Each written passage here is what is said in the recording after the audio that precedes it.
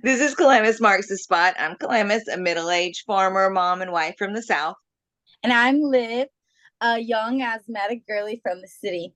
This is a mental health podcast from the South to the city. We will be talking about our trips, experiences, and religion, and it will be full of trigger warnings. And today, we are going to talk about religion. Religious trauma, mostly. Mostly. So, we were both raised in a cult, and I am going to ask you about your experiences in it. You guys can just guess as to which one it is, and we'll tell you later. What's like your earliest memory in the religion? Okay, in the religion itself, my earliest memory was like walking down the aisle in North Carolina to go to the bathroom. I had kitchen bangs, which were so staticky that the only solution would be, as I get up to walk down said aisle, is to give it a good old because water was the only solution. And where is it coming from? My tongue. So that, I don't know where that was, but Luke Dellinger, Schmellinger was my boyfriend. Yeah. And now that I recollect this, how 4-5 years old? Exactly. And Luke was my boyfriend. How dare you? I've never heard this before. What? Wait till I talk to him. You talk to him? I'm gonna die. I still talk to him. I love him.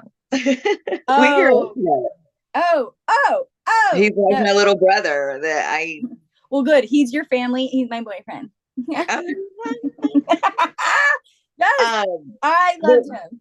Of course, we have different backgrounds in it because both of my parents were raised in it. So I'm one like third generation. My grandfathers helped start a lot of the congregations. So for me, both my parents were in it for always. So there really wasn't any other option offered. Right. Like that was it.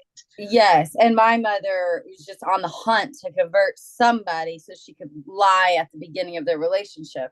So my dad was just perfect for a cult. So, right, for the picking. Absolutely. So and he was her second husband. She had already been married to someone in the faith first. And then they were abusive, huh? He was abusive. And then then she got divorced and she met your dad at work. Yeah. And then mine was trying things out, figuring it out together, what is right. So very different than your third generation. So what's the youngest memory of your religion? Mine would probably be when we lived in Huntersville. I don't know if it's my earliest, but it's one of my earliest. But I had to be a teenager. But at the time, we had like as an extra car. I don't even know why we had it really. We had a poop orangey green Nova, and at that particular church, we were by far the poorest people. And so for whatever reason, we had to drive that car. And my sister was like, don't drive up to where people can see us. I'll go around back and get in it. And then she would like lay in the floor so that people couldn't see. Don't show my friends. Drop me off over here. Yeah. All right. So tell the drama before the wedding for your parents about the religion. Oh, yes. So my mom had already been divorced, young 20s, 20 something. And she met him at work, and then, whatever her interest was in him, probably gullible, asks no questions, takes everything as truth, sweetheart. perfect target. So she starts dating him, and then what it sounded like was as soon as they fell in love, she goes, "Oh, by the way, I'm in a cult and you either have to be in it or we have to break up." And he's like, "Whoa, whoa, whoa. I never heard of this even before." Okay, hold on. Goes back to his mother, who is widowed, kind, And sweet. ardently Catholic. Oh, yes.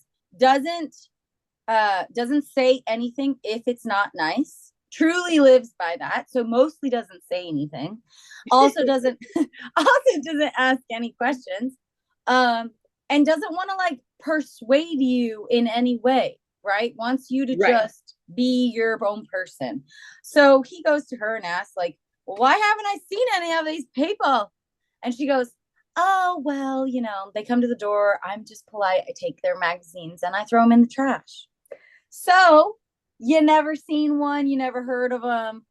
Got it. Now he is gonna go get his information from, who we're gonna call her, Judas Iscariot herself. I do not know who that is, but Well, I think that my parents were also a big part of that. I think, oh my God, because his father, my father's father, passed away when yeah, not only he was 16, but also didn't have any patience for children to like teach him how to do anything. So he loved him. He felt loved by his dad, but he felt like he did not learn like how to fix a car, how to build anything from his dad because his dad didn't have time, patience for that. So he said, because I obviously am like, how did you feel about my mom's whole family? Like, did you get any inklings, bad feelings, suspicions? No. My mom's dad, our grandfather, taught my dad how to build a house, how to do everything. Obviously, he's not preaching to my dad, he's teaching him how to be man. That is awesome. And he's avoiding everything also. So, like, cool. And my mom and her sister, your mom, would just go off and be sisters. So, like, no need to worry about that. So, it was just a perfect curation of, yeah. we're not going to talk about it. This is a religion. It tells you exactly what to do and not to do, which is my dad's favorite. And so he becomes one, I guess, really soon after they have kids. And Yeah, I'd after they say, got married. for some reason, I want to say that your dad got baptized somewhere around the same time I did. So it was a long time ago. Yeah. But that's the other difference is that I got baptized. I got baptized when I was 11 because that's when most 11. people make life decisions. Yeah, absolutely. It was really Yeah. important stuff then. Yes, I was 11. And like the reason I did it was because the day that you were allowed to do it, the date was 7-Eleven, and I knew I could remember 7-Eleven,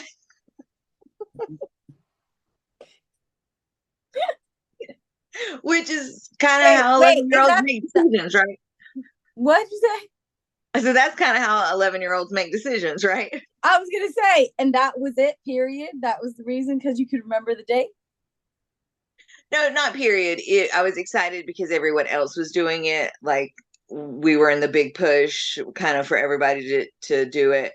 Um, FOMO uh, at its finest. yes, FOMO, the date, It's a perfect date. How do you pass it up? right? I don't really, I think that was mostly it. It was just like it was time. And then I remember that after I said I was going to do it, then my sister said she was going to do it. So then it was like Your a older duel. Yeah, sister. 2 for 1. Yeah, 2 for 1. Oh yeah. Influential. You Yes, I'm were. just converting everyone. Yeah. I get it. I get it.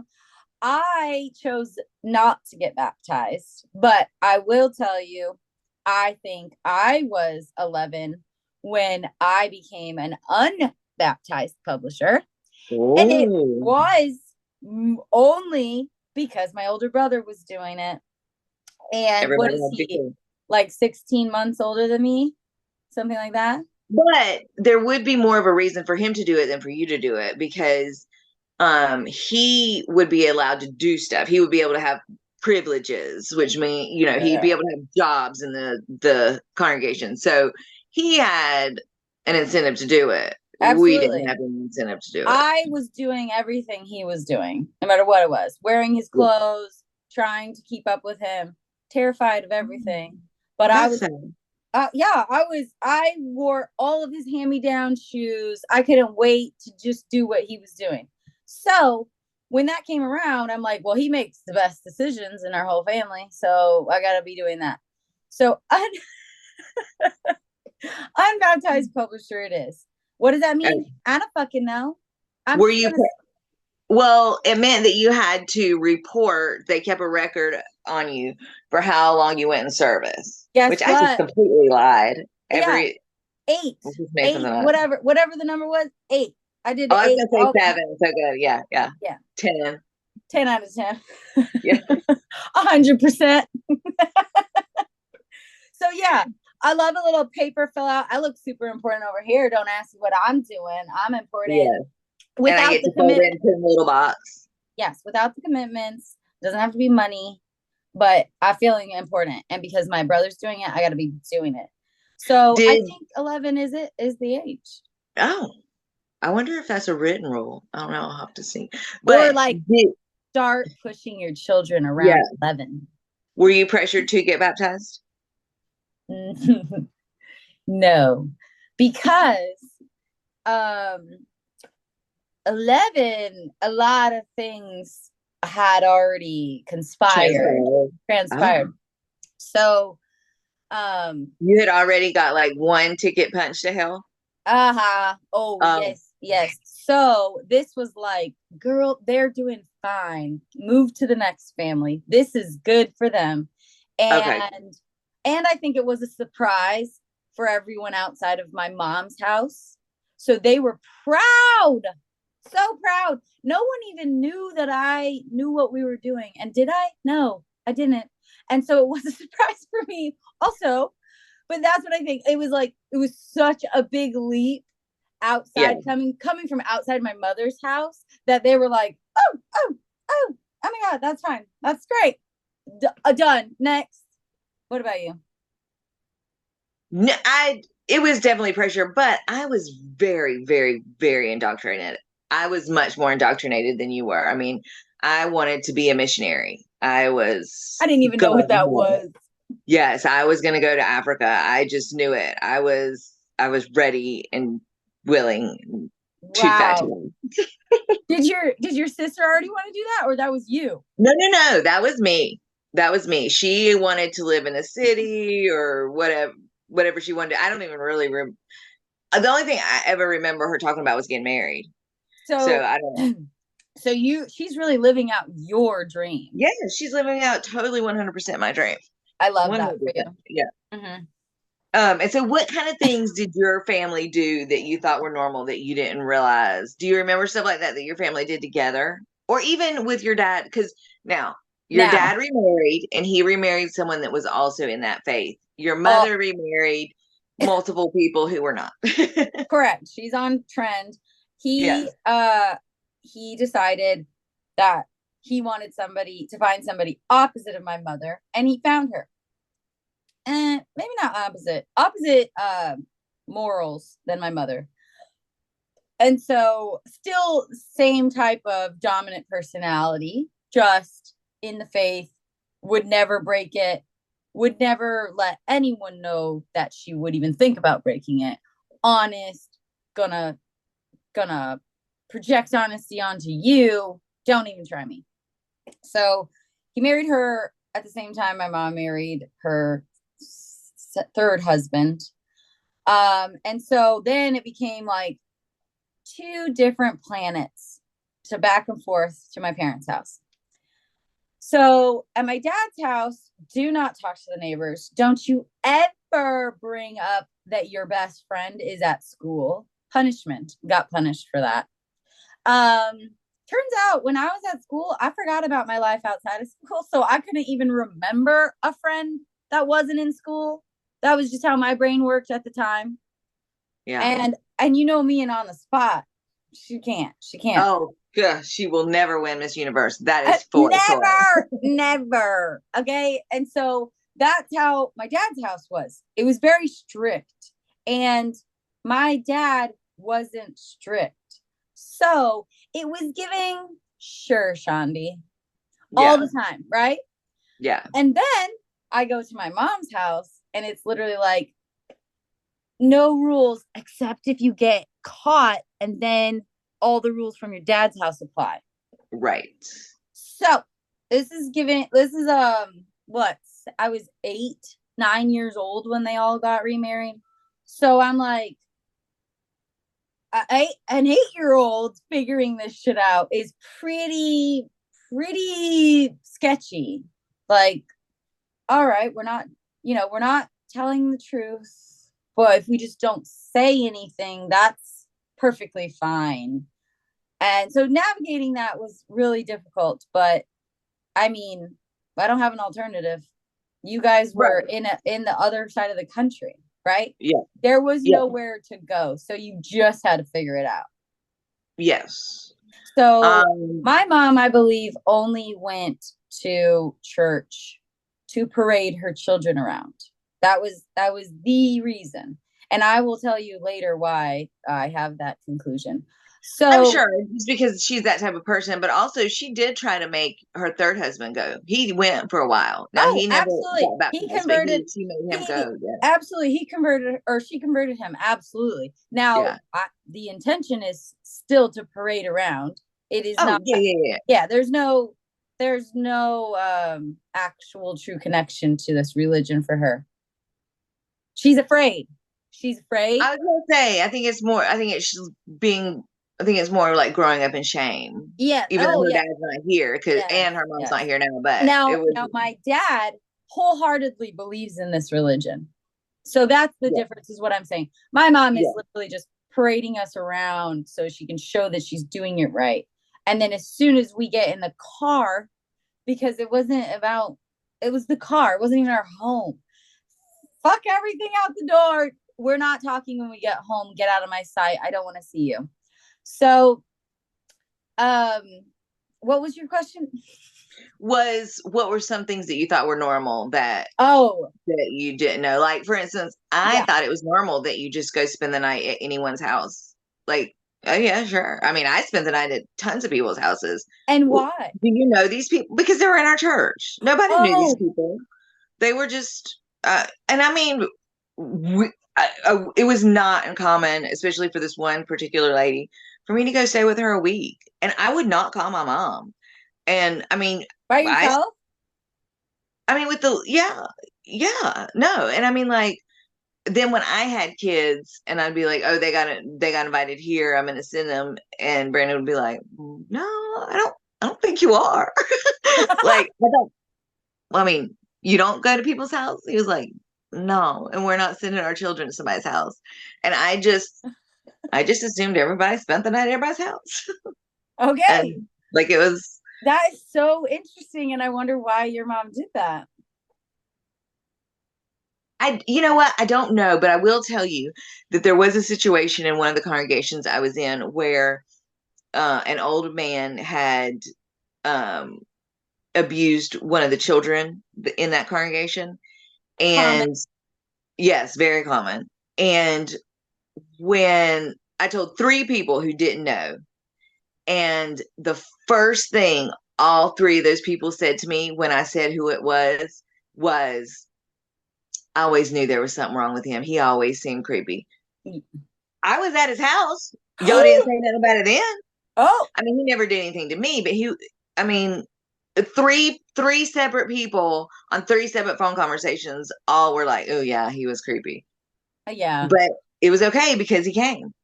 You know what I mean? Because he went to I church. mean, yeah, he was a 60-year-old flight attendant.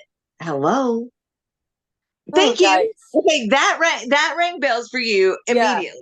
Yeah. As it should have been. Yeah. Yeah. Yeah. No, I was in fact the opposite.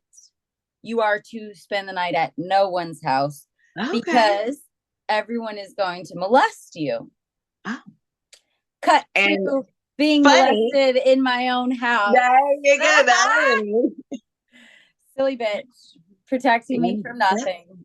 I didn't realize you guys weren't allowed to go anywhere. Oh, we are not allowed to talk to the dad of my friends. Absolutely not. The dad's gonna be there. You're not gonna be there. Everybody. I'm like, so I got to go to my friend's house only when I was at my dad's house. Cause Okay, so your mom wouldn't let you go anywhere, but your dad would. I yes, told you that's what it is. It's that false feeling of safe just because they come show up to yeah, church, you know? exactly, exactly. So I got to spend the night at my friend's house for multiple nights because they were in the church. They didn't talk to each other. They were not friends. No. And so I just got to go there and shit was happening in that house too, but it wasn't to me. So it was no one that cared. Oh my God, that's a whole nother shit story. But yeah, it was the well, it's in a lot of religions, obviously, but the obviously my mom was molested, like let's be real. And so she's clearly putting that onto me, but not making a change, just Yeah. creating the same thing. So um yeah, I don't the thing that I thought was uh that's the hard part is because I had two families. So what Yeah. what at my mom's house, it was we're not going to wear seatbelts. We're not going to tell the truth. And we're going to live separate lives. Children will be outside, parents will be inside, and we're not going to talk about it unless somebody else gets involved. And then, oh, then you're in trouble and you're just degraded and you don't even, you tried so hard and damn it. And it wasn't about the thing. It was about, I should have been sneakier. I should have been Yeah. better. And so then I go to my dad's house and we are in trouble for lying about our breathing. And so then I had bubble gum in a drawer. I hid it from those idiot brothers, younger brothers, as stepbrother. I didn't want you eating my gum. Well, guess what? Gum's not even allowed, and you lied. So we're throwing all the gum away, and everyone's coming into the living room, and we're gonna let you know why you're in trouble. And now, as an adult, I could really understand how sitting everyone down and letting you know why they feel this way and why they think it's wrong and they want you to understand why it's wrong. Beautiful. Could have gone places with that. Now, as soon as we go to my mom's house, she goes, "Oh my God, he's lecturing you as children. Children should never be lectured." She calls him up and goes, "Why are you lecturing the children about bubblegum? I don't know what's wrong with you." And she just villainizes the entire thing. And so then you're hearing these conversations and you're like, ew, oh, he's lecturing us. Oh, that's horrible. Who would do that? You're just taking her energy and you don't know why, but you clearly are like, that's horrible. That's got to be horrible because we're allowed to do whatever we want at her house. So that clearly feels best. Why would Right. why would we want direction if that's how we get to act? So now honesty and communication are turning bad, turning negative because she's like accusing him of these things for the wrong reasons. But that's one of the things that I think is so damaging about a cult like religion is that, of course, nobody's perfect. You can't follow all those rules. So then, in order to have salvation, you pretty much gotta lie because otherwise you're not making it, right? Yes. And I mean, there were so many really like I don't, and Specific now that I think about them, I don't know that they were scandalous, really. To us, they seem scandalous. Like, rules. no, like I remember a couple getting divorced because everybody found out that he watched porn. Oh, yes, that it's the scandals. It's the scandals. And now as not in a cult, you're like, Yeah, yeah. and some So, things are scandalous, can be. yes, I remember hearing the story about one guy who drank a drink every night. Ooh, no, not an alcoholic. Every night. Not Yes, every every night. every night. Yes, So my biggest thing was the word worldly. So I thought it had one meaning, and that it was people that are not in a cult, right? I know you can use it outside, but it You makes you feel funny when you use it. No, no, no. My first time hearing it, I literally, and I think I was working. Like, it was bad. And somebody said somebody was worldly, and I probably had the craziest look on my face, and I said, "You know that, but you're in my head." I'm like, "You're not in the religion. I know that. So what do you mean by that? Because you are worldly, but if you're using it for somebody else, what do you mean? What do you mean? What do you mean?" And so I think I had to look it up. And I was like, or maybe I asked him, what do you mean? And he's like, well traveled, cultured, learned about the world. I was like, Right. what? So Right. that was a big one for me, is like worldly as a positive term. Very impressed by that.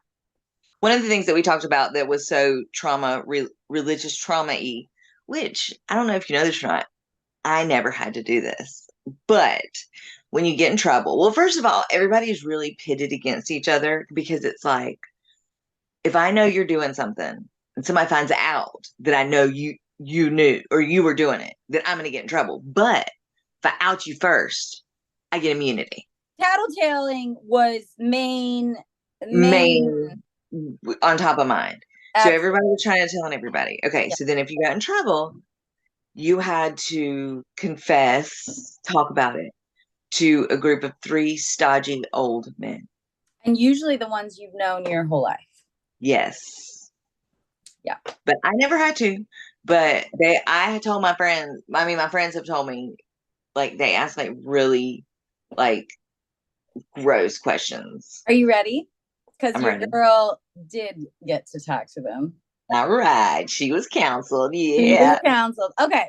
So I may or may not have let somebody take a video of me. Allegedly. There's an alleged Allegedly. video of you uh, in a compromising exactly. A position, shall we compromising, say.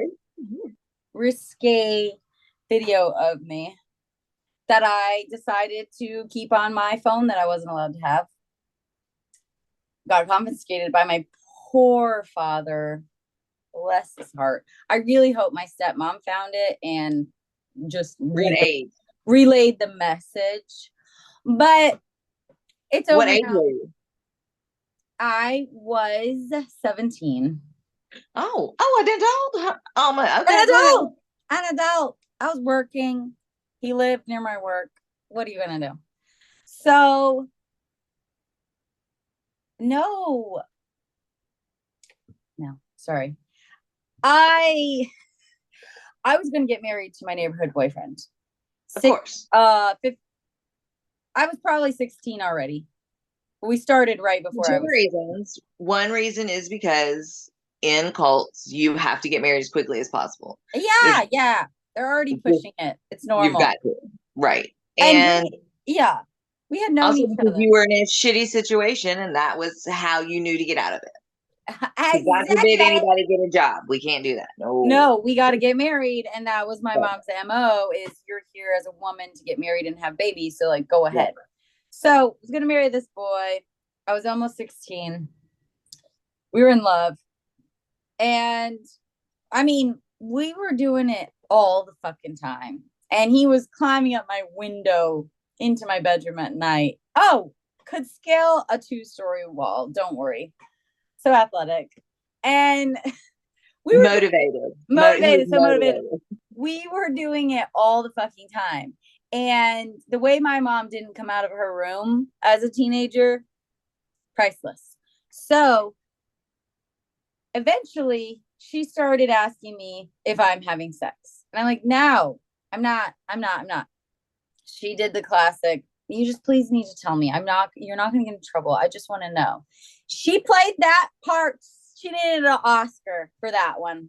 because there was no way I was cracking, but that one really got to me. I don't know what she did, if it was the tone or like the tone mixed with the eye contact, but it was giving heartfelt. So It wasn't. I wasn't. I told her, and she couldn't switch fast enough. Oh, really? Well, now you're going to have to ask to go to the bathroom. You're done. Your life is over. I think she used those words. And I was like, fuck, man. I just got a job. I had just been going. And so then you're announced at church for only a few reasons, right? So who turned you in? My dad, my stepmom. Oh, I don't fucking know.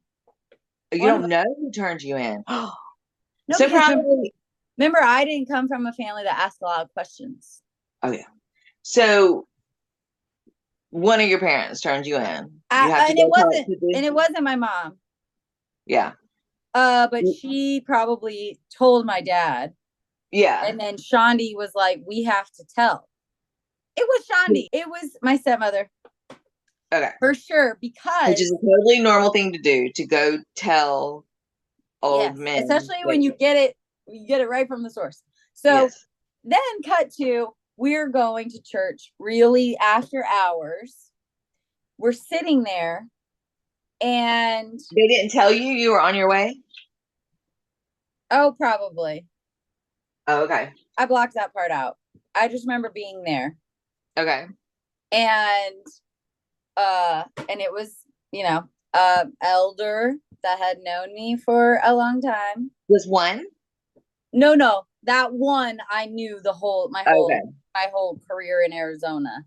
But there were three, and then my dad and my stepmom, and we sat in this room at night. All the rest of the lights are off except for the room, and they're like, of course, the one I've known the longest starts crying. Oh God! He starts crying. But your parents don't get to go in there with you. You're by yourself. Mm-mm. They were all in there. Oh, they were all in there. Uh-huh. Okay, because I will say that some of my friends had to do it, and they were by themselves. And you know probably why is because they knew that they would spill their guts, I did not spill my guts to my dad ever. He found whippets of whipped cream in the bottom of my closet. I didn't break, so we just didn't talk about it. So that's why they stayed. My stepmom stayed because I wasn't gonna break. So they needed to be there to let them know. So he starts crying and he's like, I've just known you for so long. I'm so saddened to hear this. Really laying it on thick so that I would confess. We just want to know everything that happened. I wonder why you had to confess when they had the video. So this is before the video. Sorry, I had to back up. Gotcha. Sorry. Okay. I know. So let's explain this. So then you have to confess, because if you don't confess, they have to have two witnesses. Right. Now, you weren't quite as kinky then, so you didn't have two witnesses to this. Exactly. There was no video proof then. Your girl didn't have a phone. It was the confession to my mother, and it was after a lot of lying. So then probably lying was another offense, right? Right. Lying and having sex. So then we get in the room. He's crying to try to butter it up. It's so creepy that an old man is crying about me having sex at 17.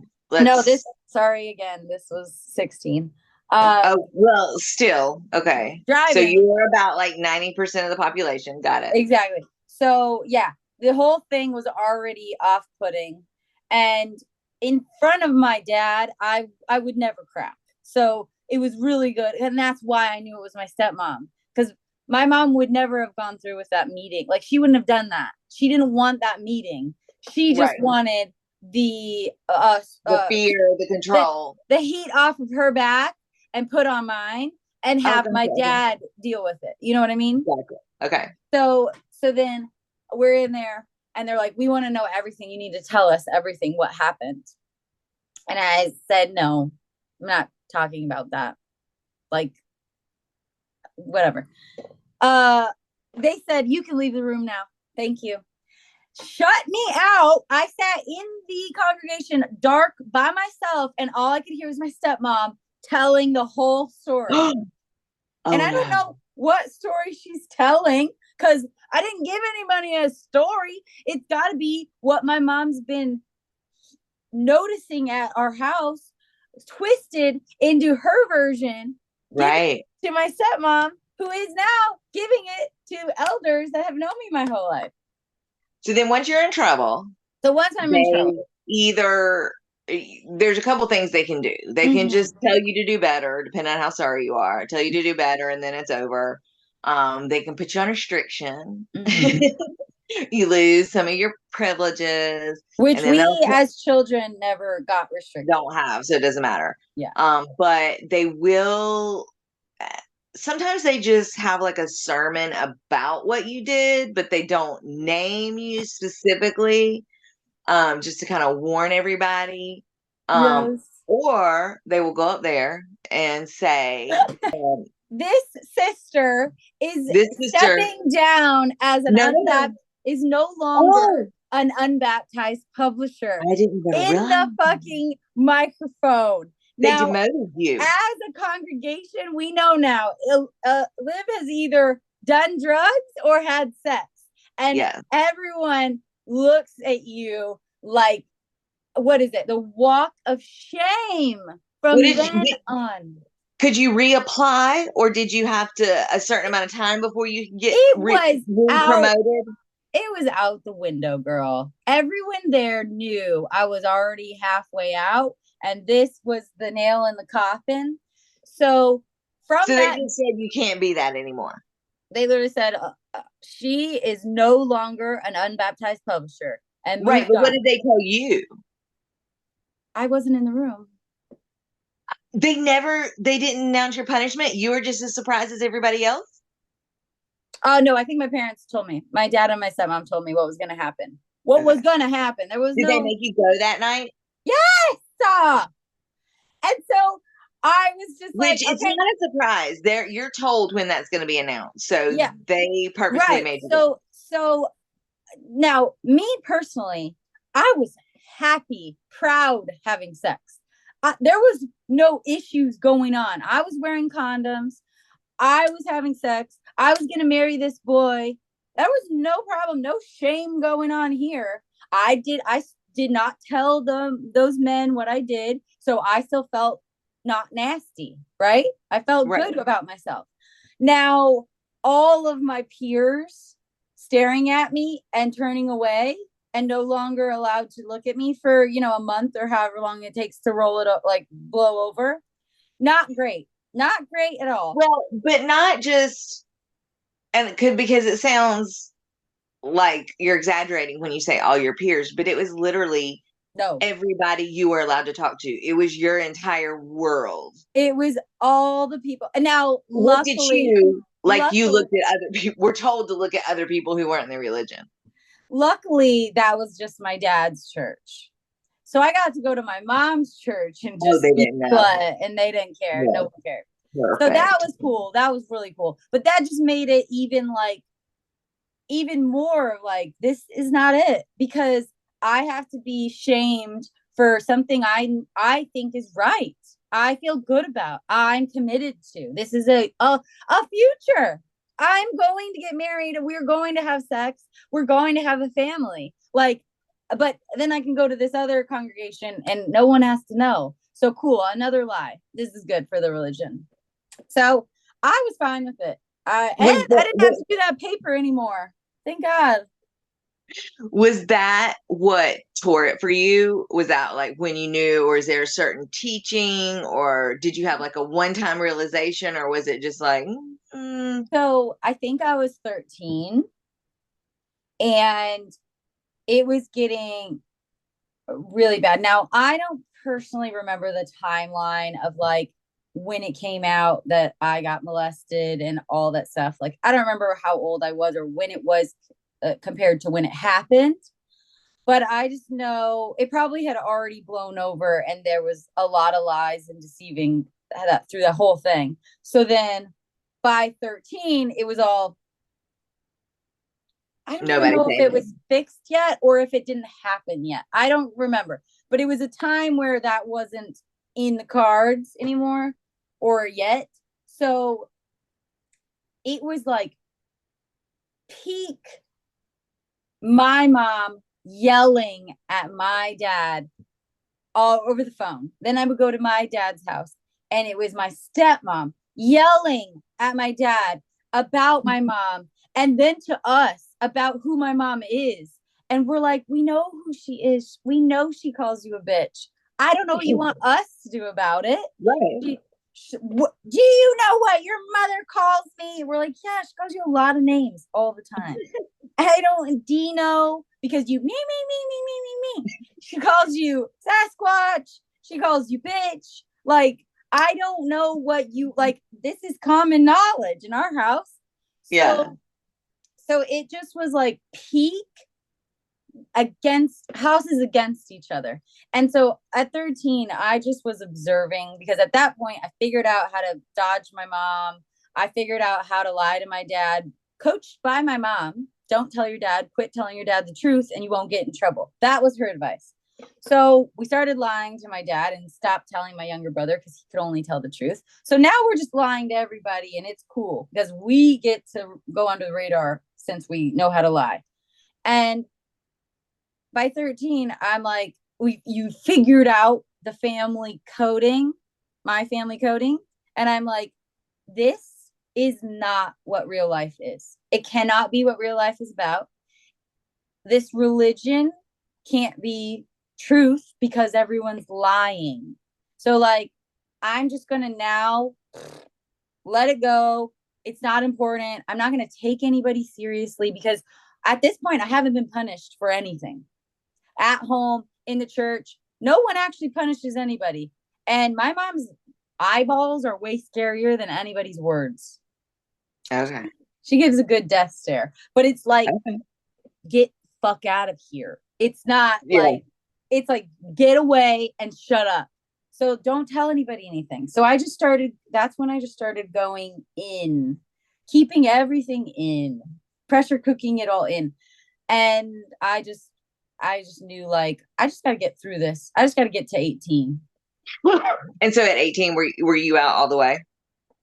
So then I moved back with my dad because it was so unbearable.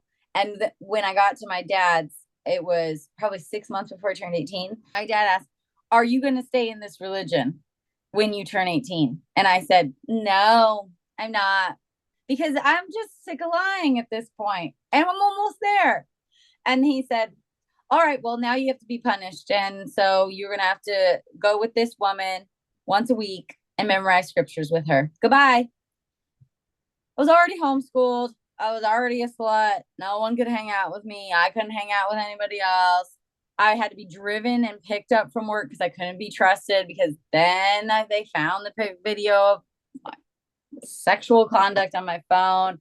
I was doing whippets. I put the whipped cream cans in my closet and I was like, they're not mine.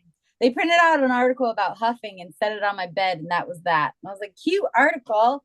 Was it from the congregation or was it from like the internet? It was from Google. And so, yeah, the best they could do was make me memorize scriptures with another person. So I was 30 before I was completely done.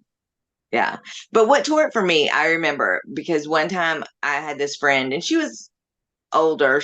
I say she was older. She was probably in her early 30s and I was still a teenager. Okay. And she had become part of the congregation. She wasn't raised there. And she met a guy who also was becoming part of the congregation. And she wasn't like the prettiest person on the face of the earth. And like, he wasn't the prettiest person on the face of the earth. And they weren't allowed to be together because they weren't married. And because then he hadn't joined the congregation yet. And so it was a thing. And so she wrote a letter and said, I don't want to be part of the congregation anymore. And of course, that means nobody's allowed to talk to you. I mean, like, you're dead to everybody. You're not allowed to talk you're to done. anybody. You're done.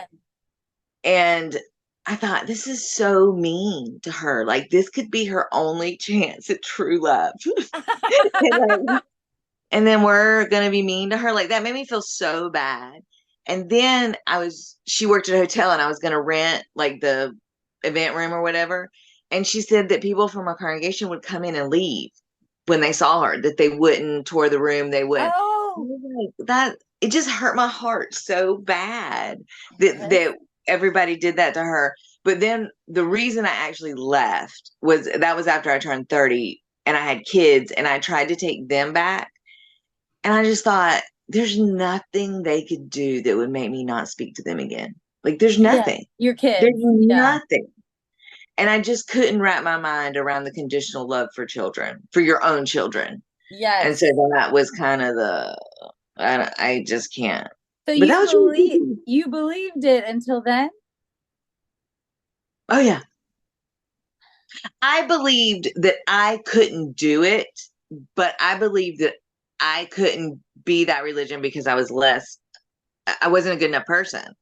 And Oh, so, yes, I believed it until then. And it wasn't until I got completely out that I was able to be like, okay, no, that's because I can't do that because that's crazy. that's crazy. That has nothing to do with your self-worth. Oh Yeah. my God. That is a long time.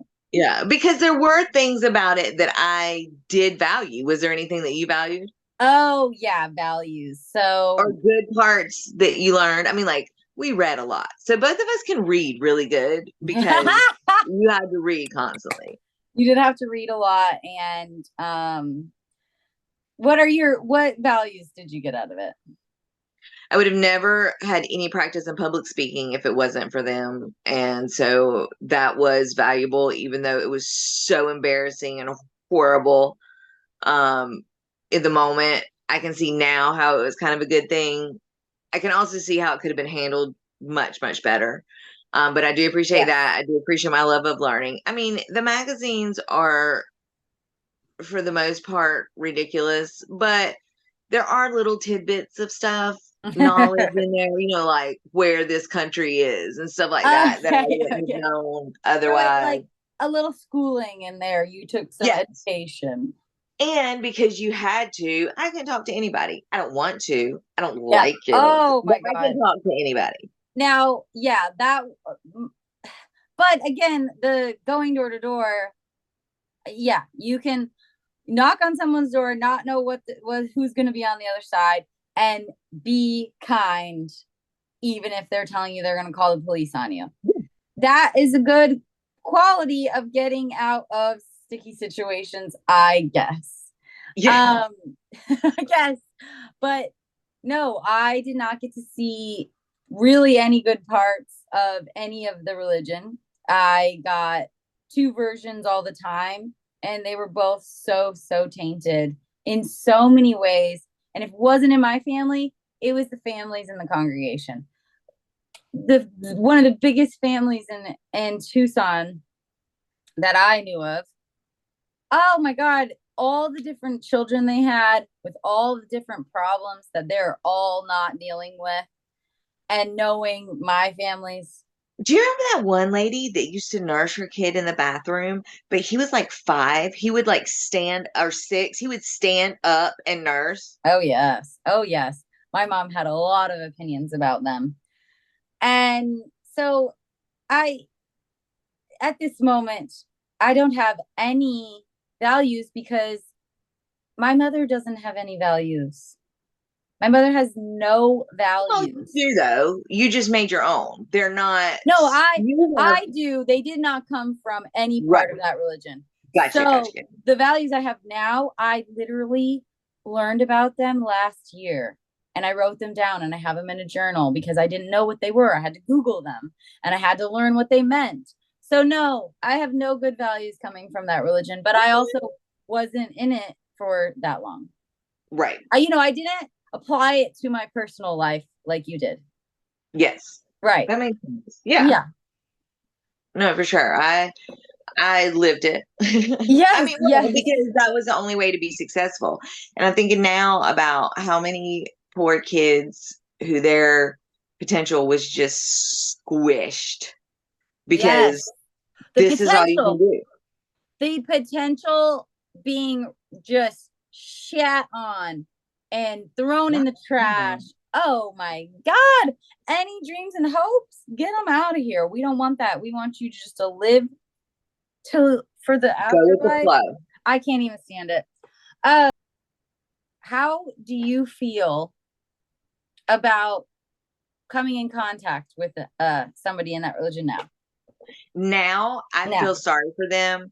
They still come up to me sometimes when I'm like, if I'm going into Walmart or something, maybe they'll be in the parking lot. That's the only time I've come into contact with them. And I just say no thank you. And of course, they sometimes keep going because you're trained to keep going. You have all these, things you're supposed to say. And Yes. I, I just say, sometimes to get out, I'll be like, my parents are, I can get any literature I need from them. Oh. Um, but I will, but like I said, now it makes me feel sorry for them. But I think they feel sorry for me. At our grandmother's funeral, when I went there, my niece, who was probably 6 at the time, said, I didn't know you'd be invited here. Ah, yes, yes. Um, but yeah, I know I feel sorry for them now. How do you feel?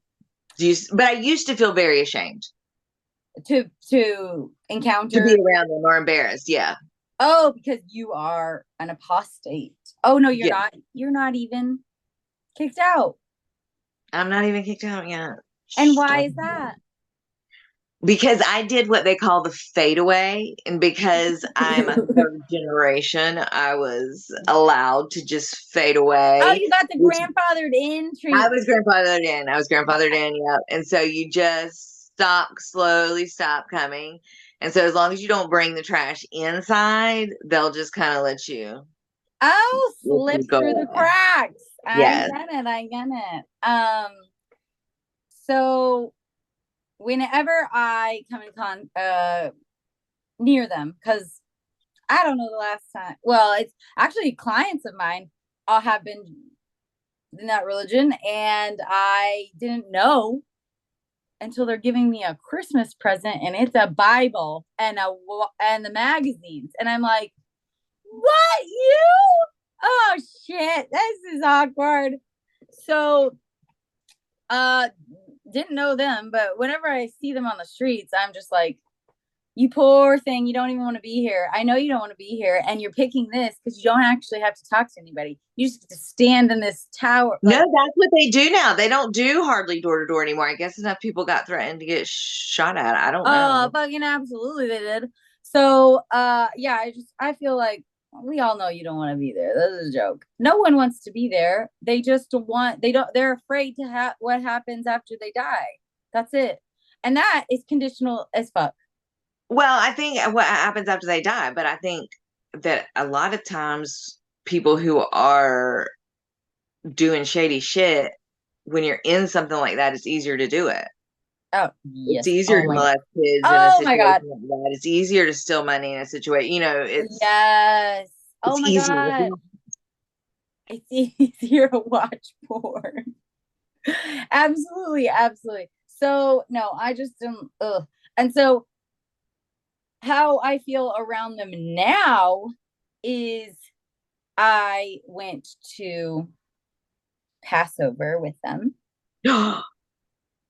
this year because my friend was 9 months pregnant and didn't want to feel judged and shamed, but she wanted to support her mother because her mother was supportive of her. So she decided, and I said, you know what? We're allowed to wear pants now as women.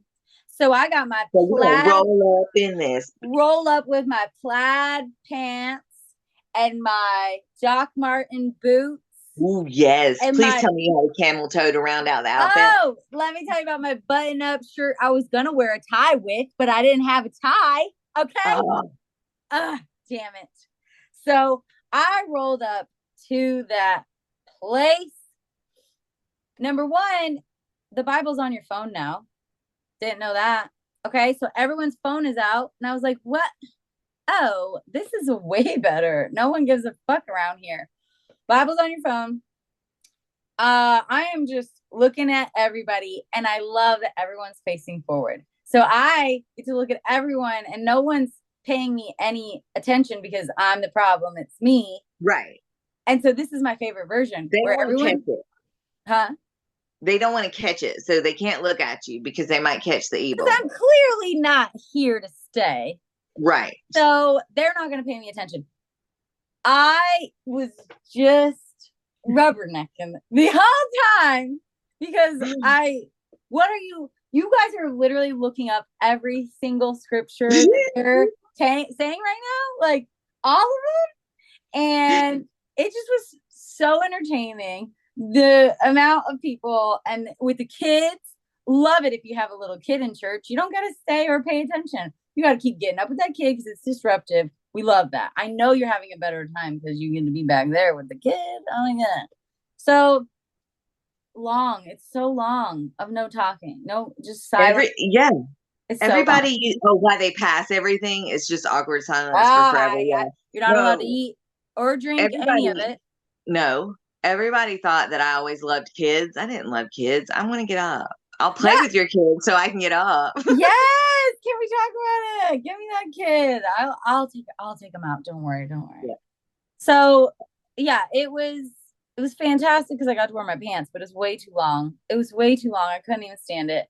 And then at the end, a lady made us brownies with walnuts in them because my friend's mom was cherished in the church. And so that was a special treat. That was a very special treat. Very special. A little Passover treat. But my favorite pastime is being at one of those events and somebody coming up and being like, "Oh, are you going to start coming?" And I go, "No, just here with someone's mom or my mom." Love that part. And they immediately walk away. They don't not care. So, well, I ended up telling somebody one time, which he was a customer of mine and now he's not. So, but he asked me about why I didn't go. And my response was, I'd love to get into that with you, but anything that I do that reflects my parents, they tend to get punished for. So I really don't like to speak about it. Ooh. And that was it. That was it. Yeah. That was so respectful, so demure. Right? It took me a long time to think of it. Don't give me any credit. Yeah. Well, did you want to talk about the brotherhood outside of the congregation? Yes, that is a very special thing. So if you've been in it and you're not anymore, we're still friends. When you get out, there's like a whole support group because you don't really know what to do. I mean, it's very scary. They don't prepare you. No, they only scare you. So you have no idea what you're doing.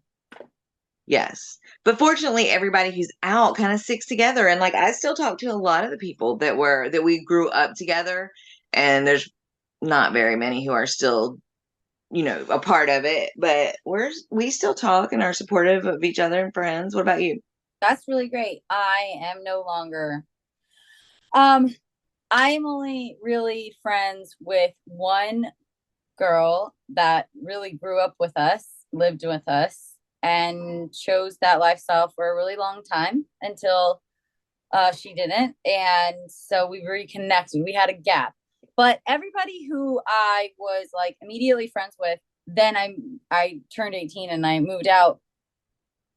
We hung out on and off, but it was like everyone was struggling so hard that it was basically whatever drugs you were doing, that's who you were hanging out with. So you didn't really have time to then go to the other person that just got out of the religion to see what they're doing because we were so involved with who we were doing drugs with. And this, I think, is also special to a Tucson thing. Tucson is a black hole of drugs. Yeah. Like, it's not great.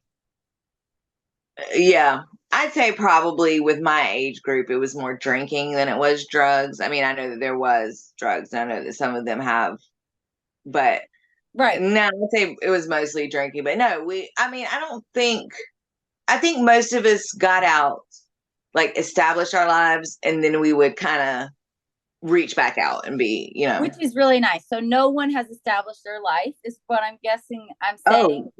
Well, 10 years down, just a couple to go. They'll be able to get just a couple to go. So we are Instagram friends. Send a little meme here and there. If I go back to Tucson and I'm going on a bender, they're there. I see them. We hang out. I hear their saddest tiny violin story. And then I come back to Phoenix and it all gets a lot better. So they just are in this endless loop of not knowing what to do. And it's probably because all of their family is still in it, or most of it. And I feel blessed that most of my family is out of it. So we're figuring it out as a family. There you go. Okay. All right. So on lighter news, it's time for a segment we are calling Liv's Loose Lips. Yes. Dating stories. This is where us old Southern ladies live vicariously through you. What are we doing today? I'm here for you. So today we are talking about a trip to Honduras. Okay. Okay. Excited.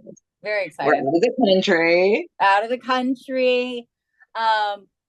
Our favorite ethnicity right now is Hispanic, Latino, any type of those cultures I will indulge in. Now, we go to Roatan Island, Honduras country.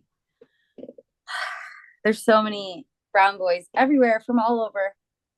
Now, I'm already in love. And we go, night one, we're partying, and there's a lovely little Guatemalan guitar player. Oh. And I think he might have been singing also, but he was shredding on the guitar. It was actually really, really good. So we're having shots at the bar, me and my friend. It's her birthday. Tequila Dan is there buying us tequila shots. And there's this cute boy next to the guitar player. And I'm like, oh, yeah, making eyes, sealing the deal, because now me and my stare, we're getting numbers, we're getting names, we're getting dates. I literally had to take a video of myself today doing it to see what everyone is talking about. Oh, it's like this.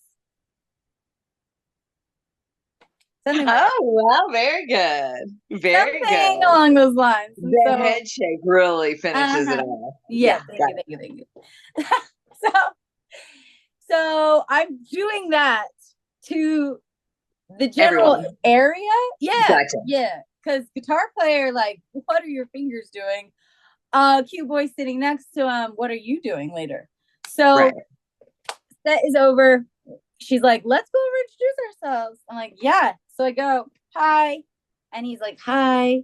And then I introduce myself to the guitar player, and he proceeds to stick his tongue down my throat right off the bat. And I was immediately, like, okay. Immediately. Oh, wow. And he goes, I saw you looking over here all night. I felt that energy. And I was like, calling me out. Okay. Love that. Love that for me. Perfect. So we're going to go to the next bar, everybody. Okay. Sounds great. Great. Cute boy, not going to the bar. Ugh, whatever. We go to walk to the next bar. My friend's like, oh, cute boy's getting in his car. Go kiss him. Go kiss him. I'm like, oh, okay. So I go over, his window's down. I lean over and I give him a kiss. And he was like, wait, where are you going? And I'm like, to the next bar. And he's like, well, maybe I'll go. And I'm like, okay. So we go to the next bar. We sit, have a drink. Cute boy shows up, sits, 1, 2, 3, talking to somebody else the whole time, ignoring me. What game is this? I'm not playing it, especially in another country. No. So then Guitar Fingers shows up. So all is well. Have some few drinks. His friends drive us to his tree house in the jungle. Now, let me tell you about his tree house. It's a tree house. It's made out of wood. All of it is the same wood. There's a toilet. There's a sink. That's it. It's a tree house, and it's in the trees. And now they are apartments, so they're stacked on top of each other. So his happens to be on the 3rd floor. So we're in the trees. It's a fucking tree house. Wow. That's crazy. It was so crazy. So like how are the stairs? I don't know why this is I know they're just this is wooden such a stairs. sexy story. I have Yeah. engineering questions. They're just regular old deck stairs. But you have to go in front of other people's apartments? I think the doors are on other sides of the house. Gotcha. Okay. So it's all So different y'all want the sides. fire escape, right? Yes, but Got it. wood. It's all wood still. Got it. Okay, good. So I thought I had gotten tetanus because I was shredded these fingers. And I'm a little brown out. It's not, I didn't black out all the way. It was a little brown out, in and out, in and out. So the next day, I made my friend Google tetanus, what happens when you get tetanus, so I can prepare for the symptoms.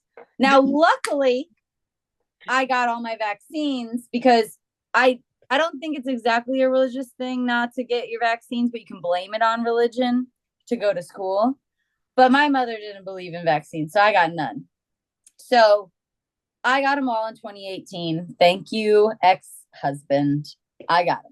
So I was like, I don't think it should be tetanus, but it was swollen and it was throbbing and there were slices. So wouldn't recommend being so intoxicated in the jungle in a treehouse. It's kind of dangerous. Okay. Next morning, walks me home. It was a beautiful walk because he doesn't have a scooter and it's fine because it's exercise. It was lovely. Then night 2, our other friends got there. So we partied again. I got to kiss 2 separate occasion beautiful 21-year-old boys. They were models. One from Turkey. Ooh. One from Oklahoma. It was perfect. I only got strep throat from one of them.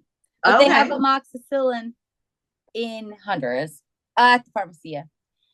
So this was not, now in hindsight, the smartest idea, but I was in the moment. So let me just paint this picture here. So you're bloody and swollen and got strep throat. So sexy. Okay, go ahead. Absolutely. Living my best life. Thriving. Good. She's gorgeous. Sending that energy out. Yes. Yes. I want to say still have the energy. Okay. Gotcha. Yes. We're getting tattoos. It's tattoo day. We're all getting tattoos. And my one friend got a huge tattoo, so it took her the whole day. In the time that the other tattoo artist tattooed 3 of us. So I was last. I decided to change my mind a whole bunch of times. And I decided to get a shark eating a lady with her panties falling off. So fitting for Honduras. It was on my hip. So the tattoo artist was like staring at my ass the whole time. It was really hot. He was being really quiet. And so he was flirting and I was flirting back. And I thought everybody could hear it. And when I told my friends, they were like, what? He said that? He said that? I'm like, yeah, he did. He was just so quiet, only for me. Oh my God. I would say highly recommend, but it's so not healthy to have sex after you get a tattoo. Yeah. So it's just a really awesome situation. I'm going to really try not to do it again because it's causing a lot of problems. But he's like telling me I need to listen and I need to put my leg over here because for the tattoo. And it's like really sensual and aggressive. And I'm like, okay, only right now. Laying it on thick. Really great. Then he asked me afterwards, go home, zip patches on. He messages me, I want to get a drink? And I'm like, I'm exhausted. My body hurts. My throat hurts. And he takes all of that and says, do you want a massage?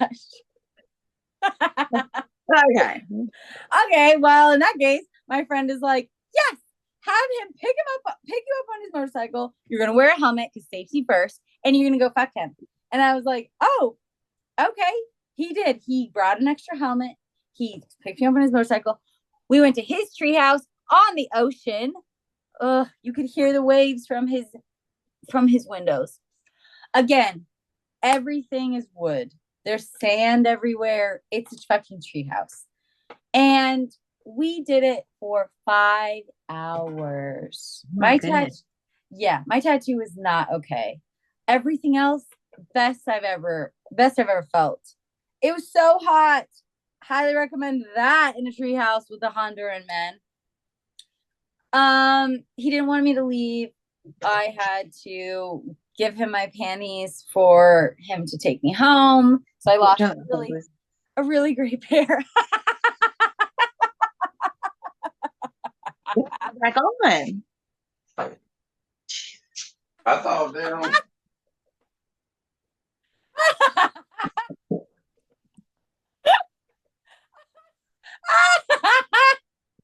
He's going to bed. Yes. Okay, well, that's my story. Well, and I didn't get to tell you about my calamus, so we'll talk about it next time then. We'll talk about it next time. All right. Bye. Bye.